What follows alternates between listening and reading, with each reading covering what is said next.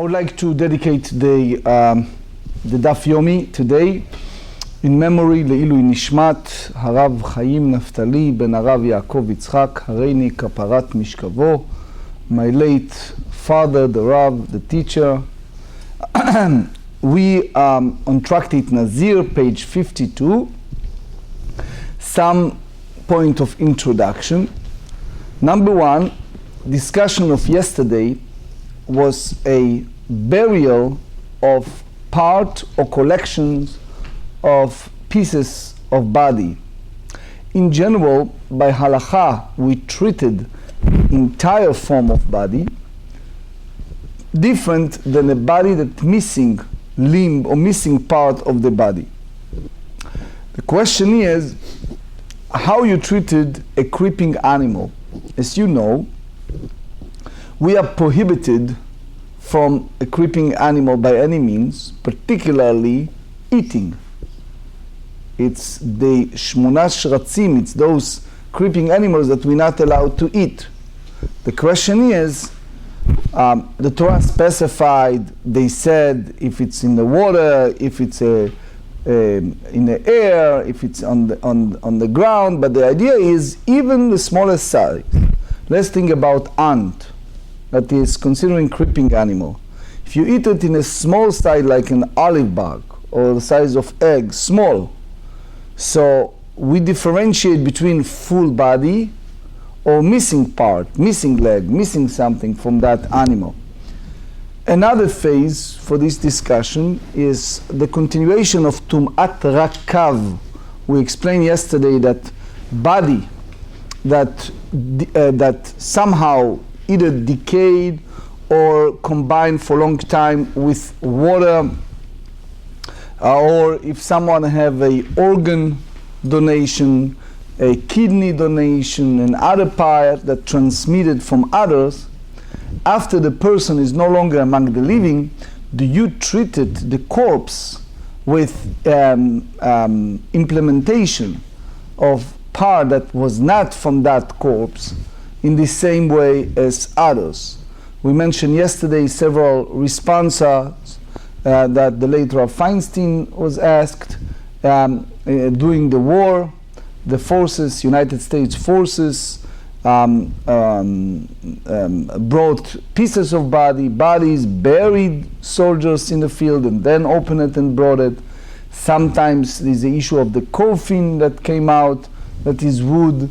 How you treat it if they already bury some of the body and then you need to open the grave. How you treated transferring grave from one location to another. That we discussed yesterday. Particularly when you have a situation that it's a pieces that not necessarily a limb, even can be just amount of blood that coming out of body, or small pieces.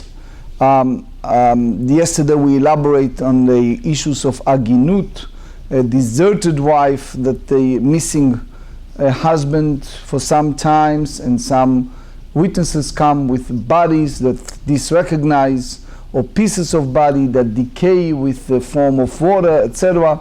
How you treat it. So that's in very short part of our discussion. We will start on page 51b, on the very bottom, 3 lines from the bottom of the page.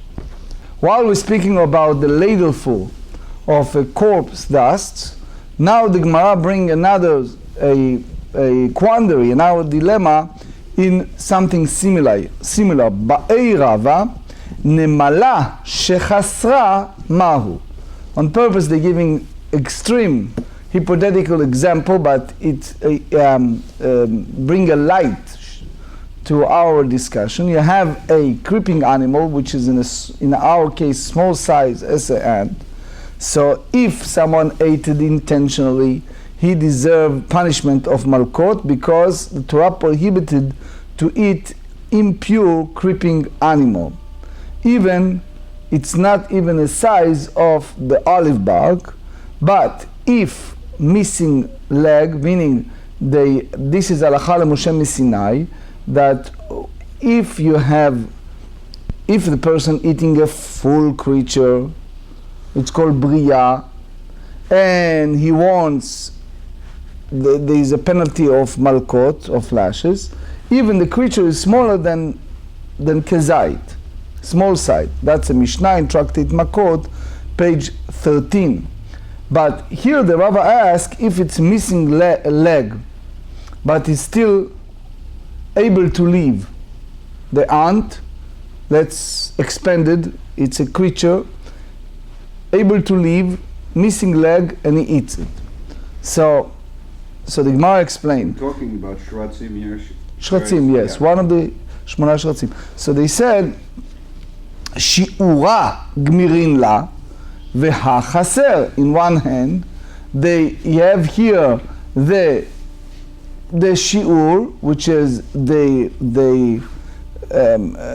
total bria, total creature, and there is part missing, or another, because it's deficient, is no leg.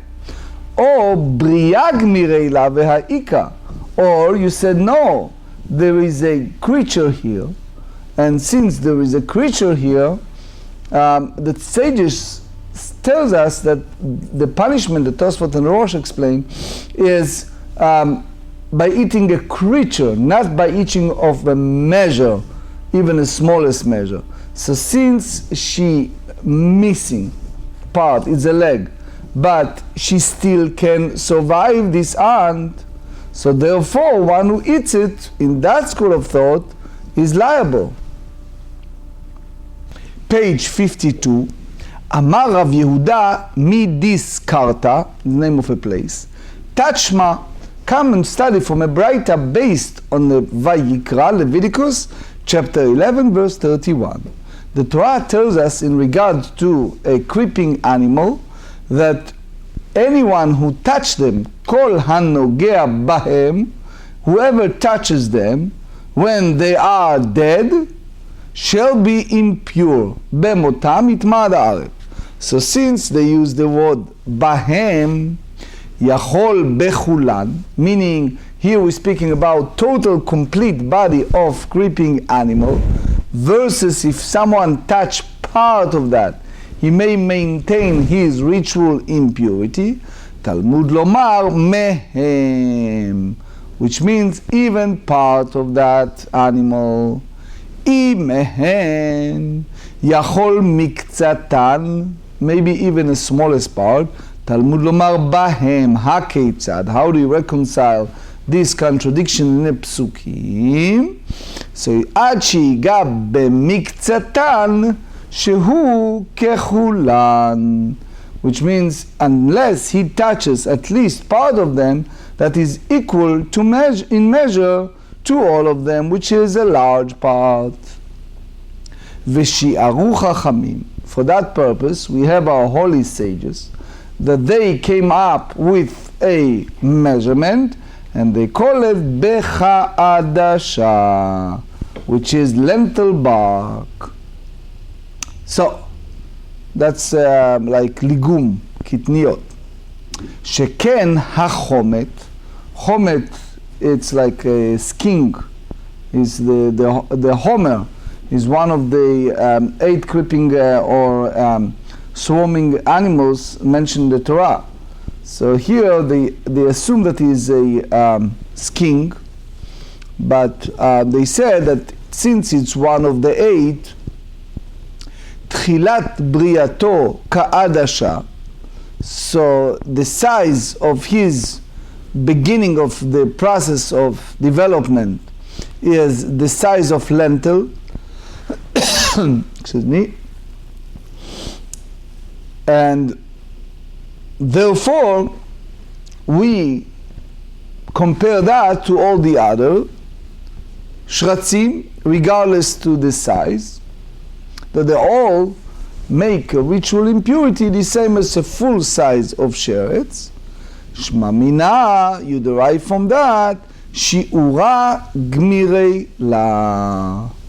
So, meaning if you have an ant that's missing something, it's like something missing from the measure that required, and you not have the chiyuv. So Amar Rav Shmaya, ki be'inan shi'ura, in which case do we require the exact measure to complete creature? When the lo nafla be'a neshama, meaning you have to say that when God in our language blew into the nostrils of the animal and make that creature a living being, we measure it in a size of that small side of ka'adasha, lentil bark. Aval nafla b'neshama, lo. But the moment that you said that there is a soul, which means you have the minimum side, even a part of that creeping animal is missing, such as missing a leg, still is considering as a bria, as a creature, because that animal still can survive. So the final word is tiba eilach. Tiba eilach, it's like it's left it unresolved. It's still open. It's almost like teiku. So the Rav Stetner brought, based on that, a Rashi in Tractate Matot, page 16. If someone swallow a creeping animal, even the smallest size, we know that he's in violation. But how about if he choose it? He choose that creeping animal. So he tried to say that we treat it differently based on this Gemara. He derived also something we learned several days ago. We asked a question about one anav, one grape, one single grape. And we explained several days ago that the grape maintains three entities, which is the seed, the meat part, and the layer. So someone, right. What? The skin. The skin. Right. So we say that that's considering bria, a creature in that sense. So you ask a question, do you need to make bracha achrona if you ate one? Even a large anav, if you just ate one.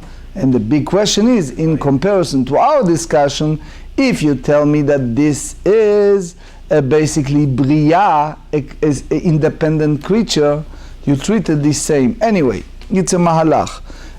As derivative from that, good morning. Derivative from that is the issue that we should all be very concerned, and it's a practical halachot. Fish. Some people think that when it's come to fish, we're lenient. And they do not understand that kashrut of kosher fish, it's still a problematic. And you need to check very carefully before you purchase the fish. Why? There is the issue that's called tolaim. Can someone tell me how do you say tolaim? Bugs? No, it's not bugs. Worms. Worms, thank you. So, parasites. So what's the issue? You should know that in general, I remember those years, 45 years ago, Mom used to send me to the fish store. They're selling carp, they're selling all these fish. The guy have a big aquarium. Remember those days? You pick the fish you like, you pull it out, chop the fish's head, open and pull out the intestine, throw out the intestines, clean it with water, put it in a bag and take it home, right? So when you're putting, sounds gross, right? But anyway, those years, 45 years ago, we enjoy as a kids, my sisters and I, to do it. Anyway, so pulling intestines sounds simple. But if it's come to the meat part of the fish, so if you have any type of worm within that, it's a problem, because you have to be an expert in this field to recognize those small tiny creatures. And basically you should know by the Torah law, not rabbinic Torah law, eating worm, you can be between 4 to 6 violation of Torah law for eating that part. So my point is, when it's come to buying fish, one should examine the hashgacha, the rabbinic supervision, very scrupulously, very carefully, because there are many issues that people are not familiar. One of them is the issue of tolaim, of the warmth. Anyway, one of the things that the Mishnah teaches us in regards to giluach of the Nazir, the shaving, is the hashidra vehagulgolet, meaning the spinal column and the skull. Ibaya lehu. Shidra vegulgolet tnan. You mean to say that it's only when you have both, which is the spine and the skull, or meaning if you have it, each of them independently, the Nazir does not need to shave, or dilma, or shidra, or gulgolet. Maybe you said that either spine or a skull. So the Tosfot tells us that this question is also in regards to tum'at oil, to a ritual impurity that imparted from a tent. Amar Rava, Tashma, we bring a Tosefta, Tractate Tahulot, chapter 2. Shidra shegeirad, meaning you take here the other said shegeidad, which means that it's cut. You have here rov il in sheba teora. So you take a spine, and the majority of whose ribs were removed, while the spine itself remained intact. So they said that teora, it's ritually impure for tum'at oil, from the ritual impurity that imparted from the tent. Meaning, if you touch it, if you carry, it's contagious with ritual impurity.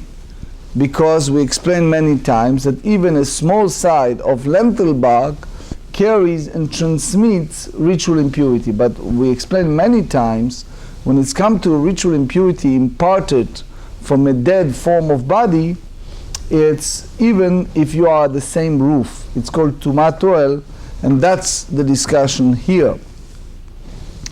Uve kever, when it's inside the grave, afilu meshuberet or meforeket, even part of that is broken or disassembled, tmea mipnei hakever, to carry ritual impurity, because, as we said, it is in one location, which is the grave, because in that sense you have a collection of bone. And if you remember yesterday, part of our discussion was in all kind of circumstance when you have a collection of bone. I remember at the 80s, several times, but one in particular was a crisis that many soldiers died and very little left. And they piled up all the bones and the ashes, and they put it in a big sackcloth, and they bury it with a monument of the list of the soldiers. So the chaplain was standing there, and the mother of one of the soldiers asked the chaplain, "Where is my son's buried? Which side? Where is exactly he buried?" And he was like stuck. He didn't know what to answer her. Right? So when you have a collection of pieces of body and you put it together, in general, if it's from one person, in that grave we treat it as one. So since you treat it as one, if it was scattered pieces, you treat it differently. But since it's gathered together in one graveside, you treat it as a one piece. Ta'ama, the reason, mishum de geirad, halo geirad tameh. The reason that it's ritually pure, because the ribs were removed. So that's the issue. Versus if it's not, it carries ritual impurity. Shma mina, you derive from that, shidra or gulgolet. You derive from that it's either one, either the spine or skull, meaning the same way as spine carrying ritual impurity, the skull carrying ritual impurity, each of them independently. So based on that, there are several books like Minchat Chinuch, Sfat Emet. They ask a question, when you speak about spine, you have to say that is a full spine that's connected or pieces of spine. So Reb Meir Arik asked the same question when it's come to a ritual impurity that applies to a Kohen. As you know, that ritual impurity applied to Kohen is in many phases. So do you treat spine that contaminated with ritual impurity only if it's a full size or in part? As you remember, yesterday we brought Sha'arim Metzuyanim Ba'alachai, it's a famous book, dealing with Likut Atzamot, when you're collecting a bone, so how you treat it. For example, Rav Moshe Feinstein asked several times, several responses from different chaplains. They're collecting bodies of soldiers from that in actions, and they bring it with a wooden coffin. By halacha, you treated wooden coffin that carry a corpse in a way that you need to bury the wooden coffin afterward as well. Even you separate the corpse. For example, it was many cases that transferred the body to Israel upon family requests. In Israel, you do not bury the body with the coffin, so you pull out the deceased, the corpse, from the coffin.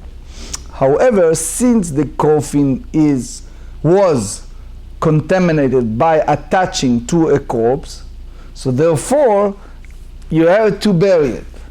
Now, if you have a collection of pieces of the body, so how you treat it? For example, question about Shiv'ah. People hear, the family members heard that the loved one is gone, and they collected pieces of that person's body. They said Shiva. Now, times passed by, they collected it, they brought it, and now it's at the front of them, they're about to relocate the place, and they about to bury. Did you require the family to reseat Shiva or not? It's not so simple. Rav Feinstein dealt with his response based on this Gemara. Anyway, Ha lo katani, the Gemara rejected that notion and said the Braita does not teach this explicitly. It does not state that if the ribs were not removed, the spine imparts ritual impurity by itself. Kamashmelan. So they come and teach us the chi geirad tehora, that if the ribs were removed, the spine is pure, even that is together with the skull. Idach, which means you have the whole spine without the skull. Tiba eilach, you have this predicament, this dilemma remains unsolved. So based on this Gemara, there was many responses in rabbinic writing when you have a doctor that is also a Kohen, and they call up, and there are missions. Many times the doctors fly around the world in case of crisis, for example, and they need to go for a special mission to help emergency cases. How you treated the question of Tum'at Ohel, when you have a dead body, the same roof, is the doctors allowed to go ahead and treated other patients, living patients, or not? Anyway, Tashma, Rabbi Yehuda Omer, Shisha dvarim Rabbi Akiva metame, v'chachamim metaharim. There are 3 items that Rabbi Akiva hold that they are impure, the sages allow.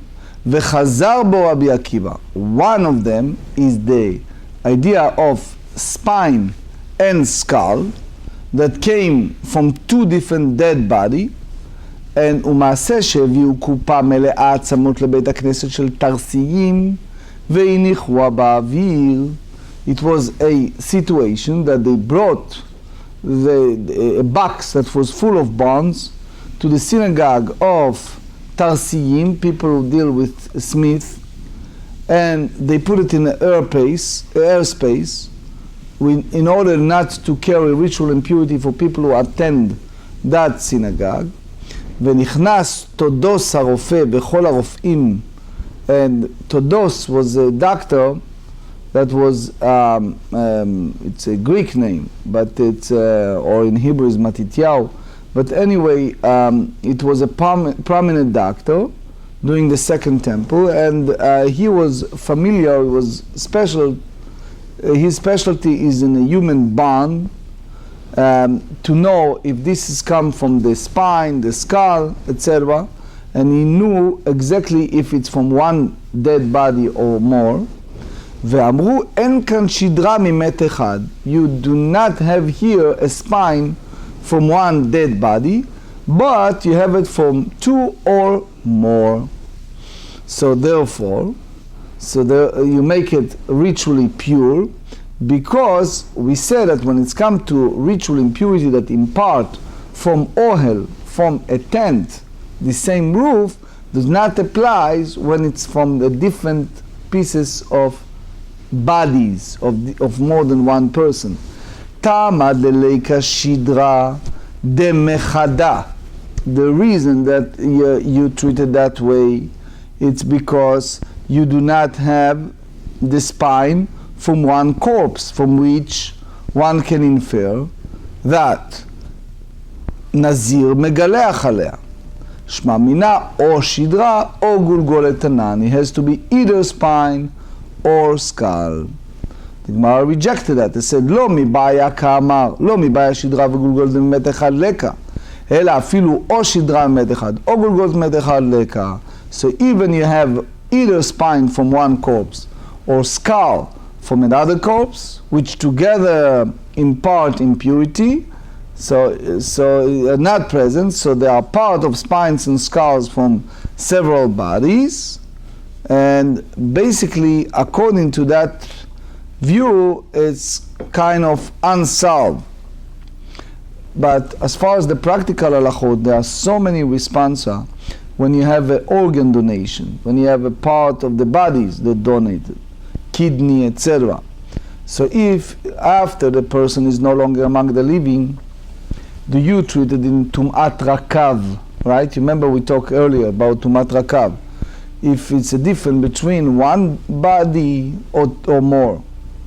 For example, if you implement a heart, or nowadays you can have a brain, so you treated by what? What is exactly the definition of neshama, of this living, of this soul?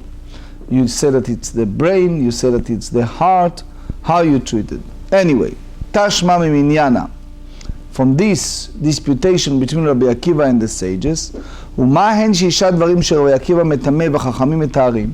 What are the 6 items that Rabbi Akiva said that this carry tum'at ohel, the ritual impurity imparted from being in a location that carries the same roof, על עבר מן המת, שבא משני מתים. You have here part of the limb from the corpse that combine with 2 corpses.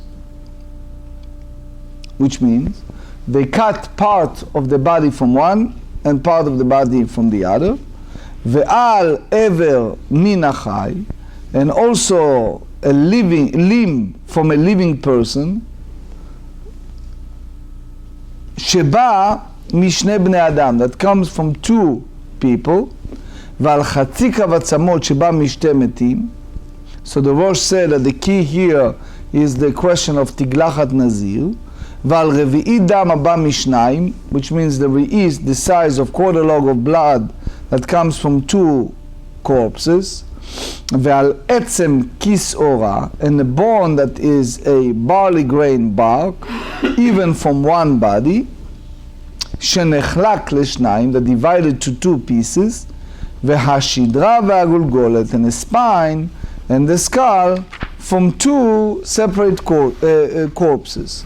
So Reb Moshe Feinstein, Zecher Tzadik Livracha, was asked about the doctors that involved with surgeries in different ways. So does they allow at the first place to go and study this field if it's a Kohen? There is a question that posted to the late Maharam Shapira during the war.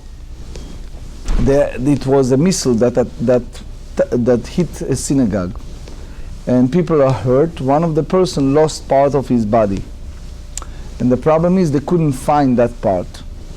And they asked Maharam Shapira, is the Kohanim allowed to enter that domain? Why? Because we have a concept of Safek Tum'ah Birshut Arabim. They have a dilemma of carrying ritual impurity in a public domain, and since they carry the same roof, and that part that departed from the body is considering a dead part of a body, is that something that the Kohen, as long as you don't bury her, cannot enter that domain. 52b, Ve'i salka da'atach, or shedra, or gulgolet. If you think that the Mishnah means that either spinal column or skull contaminates its own, Hane shiv'ah havayan. Here you have 7 disputes, but not 6. So the Chazon Ish said, from this point you derive that you have chashivut miyuchedet, you have a special treatment. You treated the skull and the spine together, that comes from one body, versus a combination from more than one.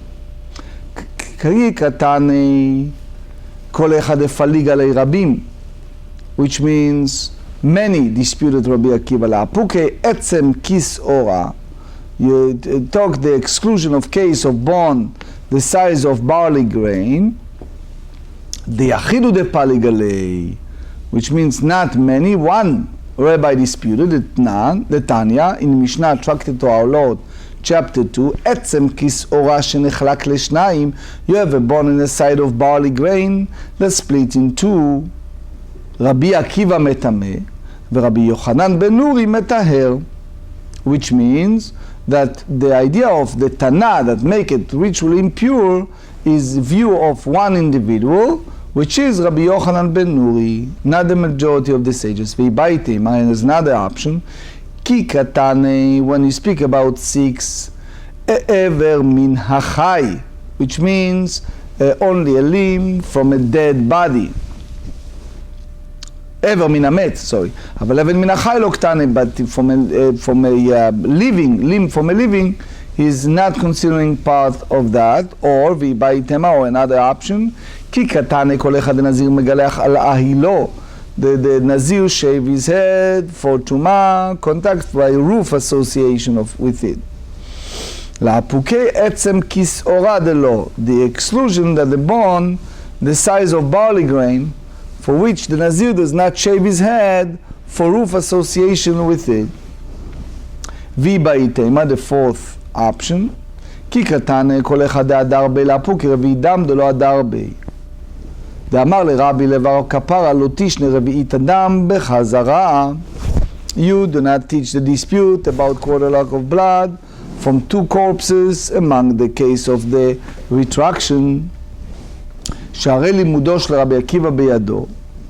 That Rabbi Akiva hold, he taught his students that quarter log from 2 different dead bodies carry ritual impurity and did not change his mind.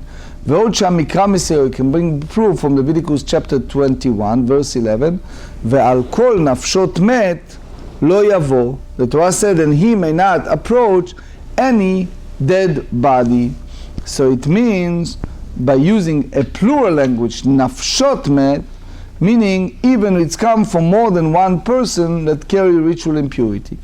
Rabbi Shimon אומר, עד ימיו היה מטמא, אם משמת חזר בו אני יודע. He says, as long as he was a living, for sure he hold that these corpses contaminated. But since he's no longer among the living, I have no idea if he still hold the view. And that, Rabbeinu Peretz said, it was kind of inappropriate statement. It's like, oh, since he's no longer among the living, he may change his mind. So they said, Tana ushcharu shinav mipnei ta'aniyotav. Then he realized that he made a mistake by this inappropriate statement. So they said he fasts as an act of atonement, and his teeth are blackened because of his fast, which you observe to atone for being disrespectful about his teacher, Rabbi Akiva. That's the Tosfot and Rosh said. So the question here is don't have a solution, but the question based on that was asked by the ingenious rabbi, the Shvut Yaakov. They asked him a question about Kohen that have a twin boys. Twin boys were born, beautiful, and just before he is about to take the twin boys to the synagogue for the Brit Milah, one of them passed away. So he took the other boy for the Brit, and the Moel did the Brit Milah in a synagogue. Now he asked the rabbi a question, can I bring the baby back home? Why? Because the house carry a ritual impurity of a dead body. So lechatchila, in the way that it should be done, the Shvut Yaakov said, if you ask me at the first place, I will tell you not to move. Sheve al taseh. You should stay in the house and bring the moral to your house. But b'diavad, in a hindsight, now, since there are some reason that the baby needs to be nursed and be close to his mother, now you can argue, and he says that the Kohen allowed to contaminate it to his 7 immediate family, but the only idea that he allowed to contaminate it is in order to help burial. This is a baby, and he will not be able to partake of burial. Do you allow the baby to return to the mother? So in hindsight, the Shvut Yaakov find later some reasons, but in general it's a complicated question in halacha.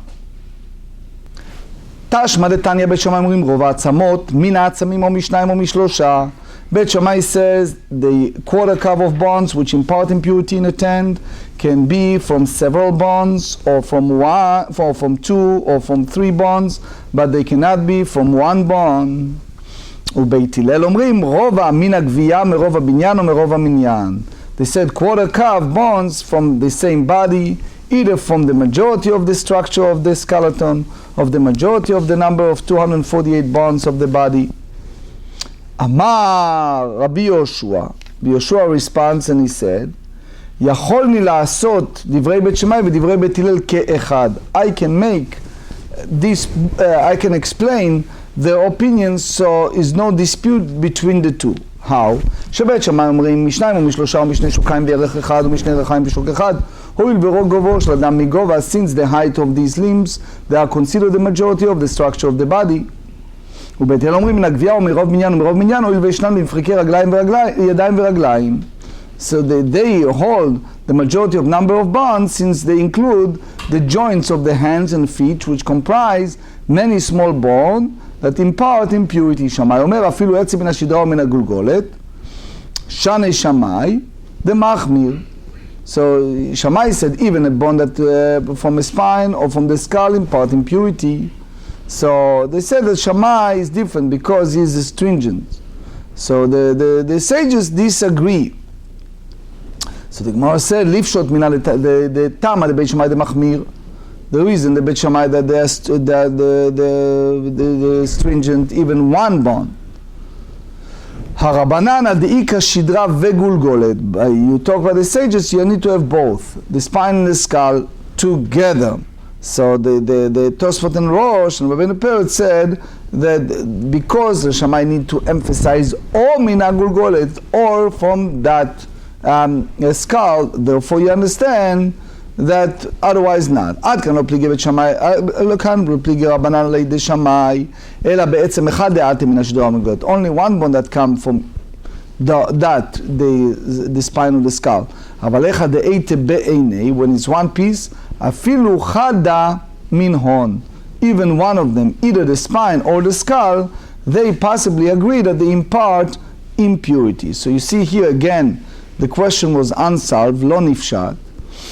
If you said that each one independently carries tumat oil, the ritual impurity imparted from being the same roof, or only if they are together.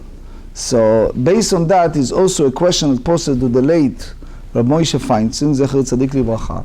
They ask a question, Lechatchila, the first place, if Kohen live in the place that used to be a roof or part of the roof of house of worship, meaning idol house of worship in any form, is that treated the same as Tumat Met or not? So it's a very interesting answer. He said the idea that the Kohen is warned specifically on the ritual impurity of Tumat Met, of a corpse, not Avodah Zarah, not idol worshipping. But he said, if it's possible, in Bekal, if it's not too hard, Rav Feinstein said, he should make a mechitza, he should make a petition between the Kohen and that roof. But he said, as far as the practical halachot, the warning, the Hazarat Kohen, the Kohen was warned from the ritual impurity in part from the dead body, but not from the other form of idol worshipping, such as a roof of this type of Avodah Zarah.